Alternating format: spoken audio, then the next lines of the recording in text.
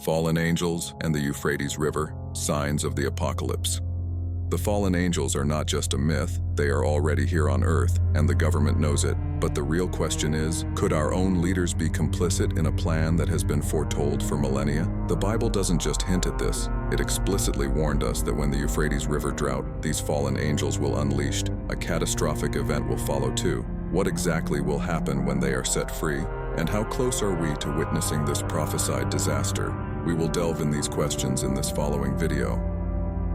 What is special about the Euphrates River, and how is it mentioned in the Bible? The Euphrates River begins in the Armenian highlands of eastern Turkey, where the Kurasu River and the Murat River join. The river runs through the Taurus Mountains, then across Syria and Iraq, before emptying into the Persian Gulf. The river is 1,130 miles long, making it the longest waterway in southwestern Asia. But why is this important? Because this is where 4 of the deadliest fallen angels are said to be, just waiting to be freed so they can fulfill their mission. The Euphrates River holds profound significance in the Bible, appearing as a symbol of both life and prophecy throughout the sacred text. Stretching across the ancient lands of the Middle East, the Euphrates is one of the most mentioned rivers in the Bible, playing a crucial role in the unfolding of God's plan for humanity, from the earliest chapters of Genesis to the apocalyptic visions in Revelation. The river is first mentioned in Genesis 2:14 as one of the 4 rivers flowing out of the Garden of Eden, symbolizing the life-giving force of God's creation.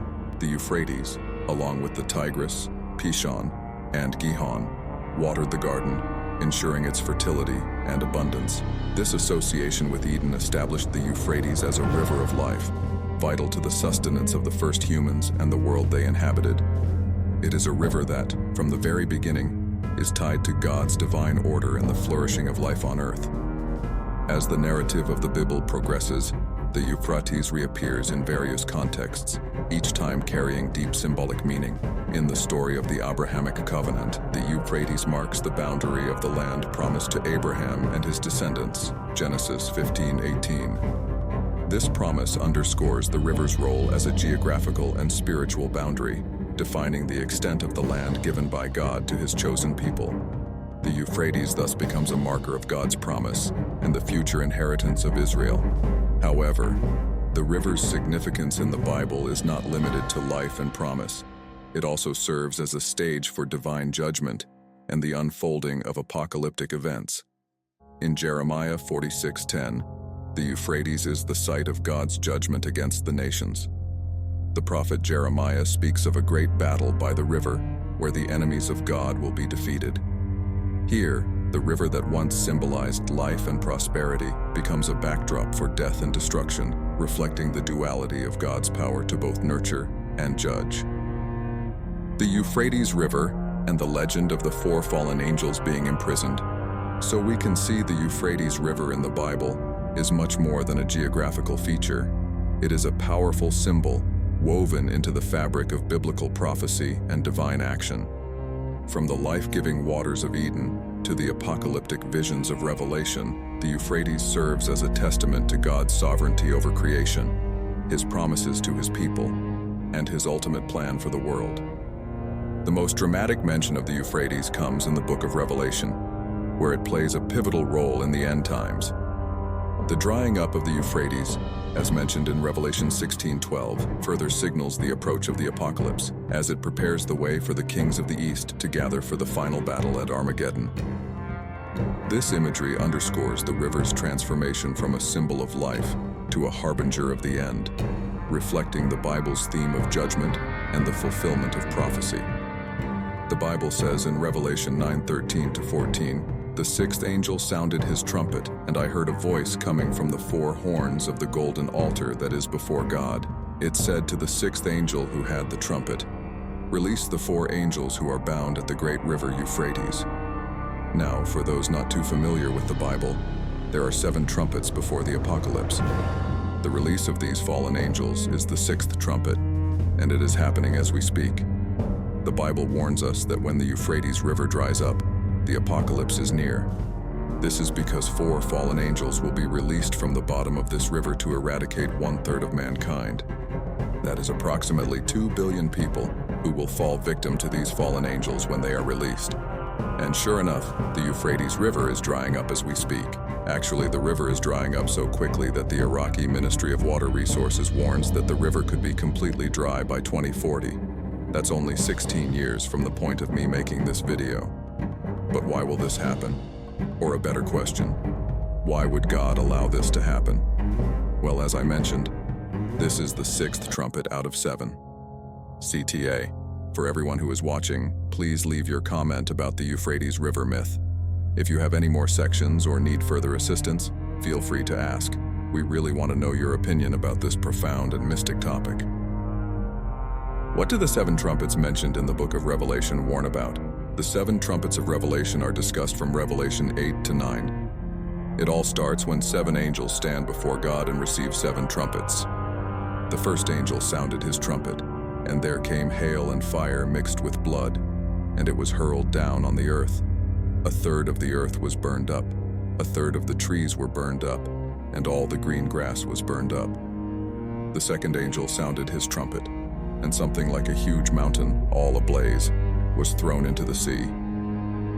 A third of the sea turned into blood, a third of the living creatures in the sea perished, and a third of the ships were destroyed. The third angel sounded his trumpet, and a great star, blazing like a torch, fell from the sky on a third of the rivers and on the springs of water. The name of the star is Wormwood. A third of the waters turned bitter, and many people died from the waters that had become bitter.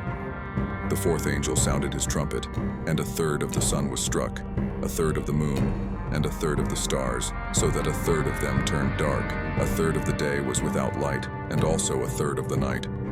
The fifth angel sounded his trumpet, and I saw a star that had fallen from the sky to the earth. The star was given the key to the shaft of the abyss.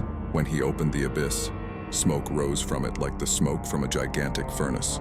The sun and sky were darkened by the smoke from the abyss, and out of the smoke, locusts came down on the earth and were given power like that of scorpions of the earth.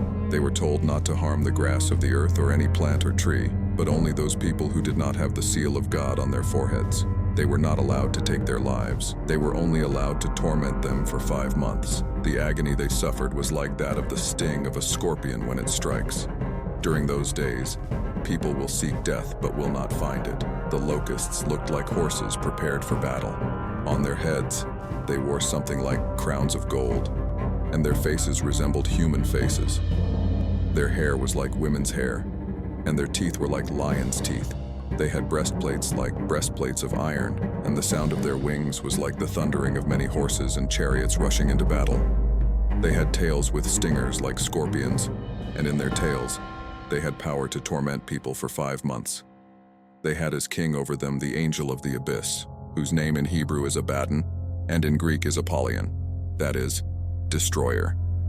Since we already discussed the 6th trumpet, I will jump right into what the 7th trumpet will bring. The 7th angel sounded his trumpet, and there were loud voices in heaven, which said, "The kingdom of the world has become the kingdom of our Lord and of his Messiah, and he will reign forever and ever." And the 24 elders, who were seated on their thrones before God, fell on their faces and worshipped God, saying, "We give thanks to you, Lord God Almighty, the one who is and who was, because you have taken your great power and have begun to reign. The nations were angry, and your wrath has come. The time has come for judging the dead, and for rewarding your servants the prophets and your people who revere your name, both great and small, and for destroying those who destroy the earth." Then God's temple in heaven was opened, and within his temple was seen the ark of his covenant.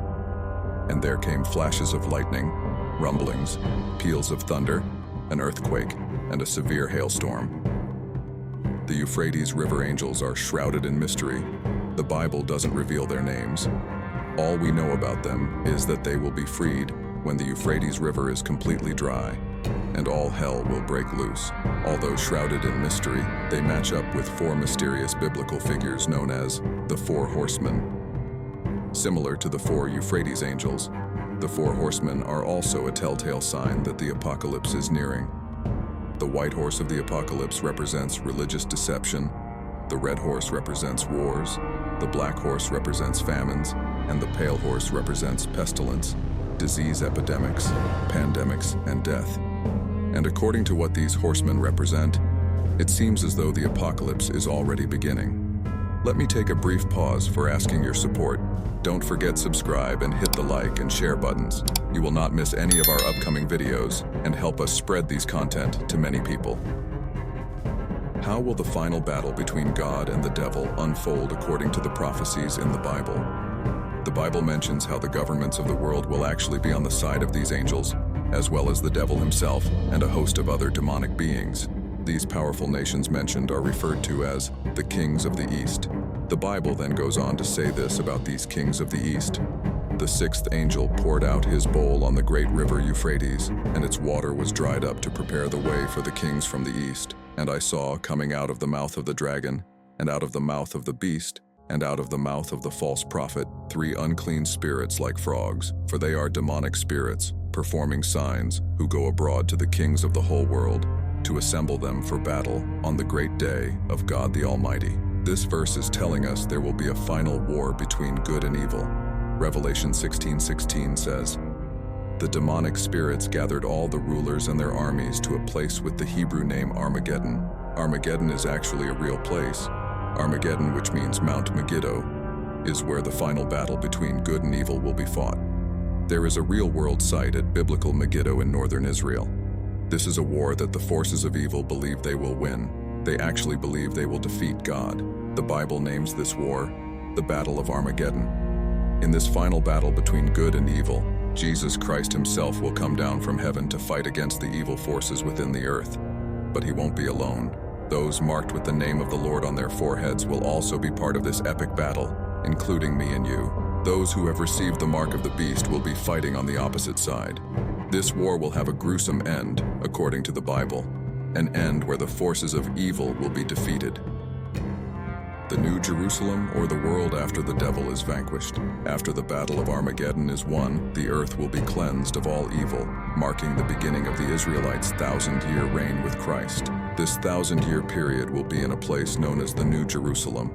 Words can't even begin to describe the beauty of this wonderful place. New Jerusalem, which is also called the Tabernacle of God, the Holy City, the City of God, the Celestial City, the City Foursquare, and Heavenly Jerusalem, is literally heaven on earth. It is referred to in the Bible in several places: Galatians 4:26, Hebrews 11:10, 12:22-24, and 13:14. But it is most fully described in Revelation 21. Here is what we know about the New Jerusalem. It will literally be a physical city that descends from heaven. There won't be any sickness, and humans will be completely immortal. To understand this more, let's look at Revelation 21. Then I saw a new heaven and a new earth, for the first heaven and the first earth had passed away, and there was no longer any sea. I saw the holy city, the New Jerusalem, coming down out of heaven from God, prepared as a bride beautifully dressed for her husband. And I heard a loud voice from the throne saying, "Look, God's dwelling place is now among the people, and he will dwell with them. They will be his people, and God himself will be with them and be their God. He will wipe every tear from their eyes. There will be no more death or mourning or crying or pain, for the old order of things has passed away." Verse 9 then tells us exactly what this heavenly place will look like in great detail. One of the 7 angels who had the 7 bowls full of the 7 last plagues came and said to me, "Come, I will show you the bride, the wife of the Lamb." And he carried me away in the Spirit to a mountain great and high, and showed me the holy city, Jerusalem, coming down out of heaven from God. It shone with the glory of God, and its brilliance was like that of a very precious jewel, like a jasper, clear as crystal. It had a great high wall with 12 gates, and with 12 angels at the gates. On the gates were written the names of the 12 tribes of Israel. There were 3 gates on the east, 3 on the north, 3 on the south, and 3 on the west. The wall of the city had 12 foundations, and on them were the names of the 12 apostles of the Lamb. This is the eternal reward for the righteous. Although the righteous reward will be amazing, the unrighteous will be experiencing what is known as the second death. This place consists of unimaginable suffering. In the Bible's own words, we are told the unrighteous will be consigned to the fiery lake of burning sulfur. This is the second death. This is an obvious interpretation of hell, consisting of the very well-known lake of fire. However, not only humans will be there, the fallen angels and Satan will be there too. Oddly enough, Satan will once again be freed. The Bible tells us that Satan will be in hell for 1,000 years. Then he will be released again for an unknown reason.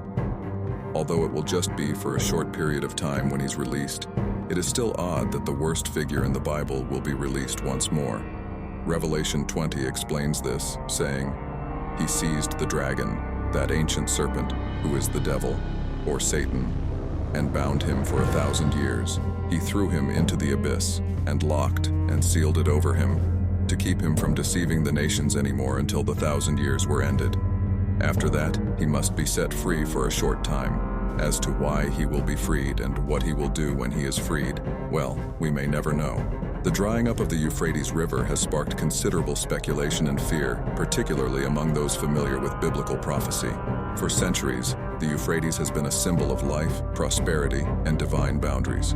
However, in the context of apocalyptic prophecies, its drying up is viewed with ominous significance. The Bible, particularly in the book of Revelation, ties the Euphrates to the release of 4 fallen angels and the subsequent devastation that would follow, leading many to wonder if these events are now imminent as the river's waters recede. As the Euphrates diminishes, some believers see this as a potential fulfillment of Revelation 16:12, where the 6th angel pours out his bowl, causing the river to dry up and preparing the way for the kings from the east. This drying up is seen as a prelude to the final battle of Armageddon, a cataclysmic confrontation between the forces of good and evil. The connection between the physical state of the river and these ancient prophecies has led to a resurgence of discussions about the end times and the possible release of the fallen angels bound at the river, as mentioned in Revelation 9:14-15. However, while the drying of the Euphrates is alarming, it is essential to approach such interpretations with caution. The Bible's prophecies are deeply symbolic and have been interpreted in various ways throughout history. The current drying up of the river could be seen as a natural consequence of climate change, overuse of water resources, and regional dam projects, rather than an immediate trigger for apocalyptic events. While the situation is concerning, it is crucial to differentiate between environmental realities and spiritual symbolism. Moreover, the belief that the drying of the Euphrates will directly lead to the release of fallen angels and the onset of the apocalypse is rooted in a specific interpretation of the Bible.